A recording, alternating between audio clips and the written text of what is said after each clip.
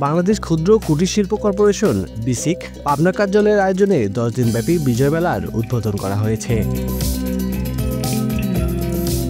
সোমবার 9 ডিসেম্বর বিকেলে বীর মুক্তিযোদ্ধা রফিকুল ইসলাম বকুল স্বাধীনতা চত্বরে ফিতা কেটে ও বেলুন উড়িয়ে মেলার শুভ উদ্বোধন করেন জেলা প্রশাসক মোহাম্মদ মফিজুল ইসলাম।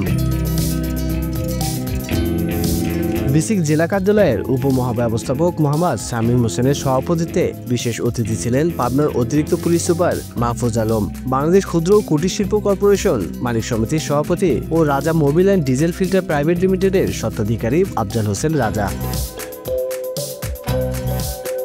মেলা উদ্বোধন পরবর্তীতে অতিথিরা মেলার প্রতিটি স্টল ঘুরে দেখেন, উদ্যোক্তাদের ব্যবসার বর্তমান অবস্থা, বিনিয়োগের পরিমাণ, লভ্যাংশ ইত্যাদি বিভিন্ন বিষয়ে কথা বলেন। মেলায় বিভিন্ন স্টল পরিদর্শন শেষে সার্বিক বিষয়ে খোঁজ খবর নেন।